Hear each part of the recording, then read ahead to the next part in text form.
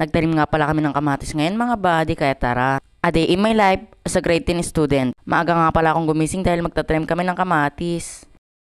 Ito nga po pala yung kamatis na itatanim namin sa bangkag mga buddy. Ang dilim pala ng panahon ngayon mga buddy, parang uulan na naman. Lumabas na nga rin pala ako ng bahay para maghilamos ng muka.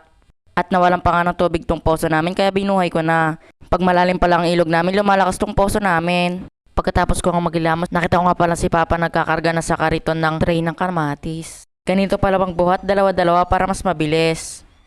Nilagay na pala ni Papa dun sa kariton para ipunta dun sa bangkag. Ang galing nga pala naisip ni Papa dito. Pagka motor kasing ginamit, sayang lang gas, malapit lang naman yung bangkag namin. Ito nga pala yung anak ni Tita, Marivic, si Roxanne. Dito nga ay parang pabuhos na naman yung ulan, mga buddy. Dito nga ay papunta na kami sa bangkag kasama nga pala yung mga pinsan ko. Andito na nga pala kami sa bangkag, mga buddy. Yan nga pala yung bangkag namin. Ay nga pala si Papa yung nakapula. Dito nga mga buddy, ilang tanim na ako ng kamatis dito mga buddy. Ganyan nga pala magtanim ng kamatis mga buddy. Ito nga rin yung kapatid kong si Jungle lang tatanim din ng kamatis. Sabi ko, ba't dalawa yung tatanim niya? Kinuha ko nga yung isa para itanim ko dito sa kabila. At ngumiti pa nga dito sa camera mga buddy. Ayun nga rin pala si Papa nagtatanim ng kamatis mga buddy. Kasama nga pala namin si Sparky dito mga buddy, yung aso. Yan nga pala yung aso namin. Yung isa is namatay na si Sophia. Dito nga mga buddy, nagpa-video ako dito sa kapatid kong si Jungle. Ito nga pala itsura ng kamatis mga buddy. Yan nga po palang ginagawa ni Papis, binubutasan niya yung lupa para dyan kami magtatanim ng kamatis. At si Jungle naman ang naglalagay sa butas ng kamatis at ako naman taga-tabon ng kamatis. Katulad nga ng ginagawa namin. Kita nyo ginagawa ni Jungle, ganyan. Sabi ko, Jungle, kulang ng dalawa dito kaya humingi ako ng dalawa. Sabi ko, iwan niya na yung tray dyan, dalawa lang naman.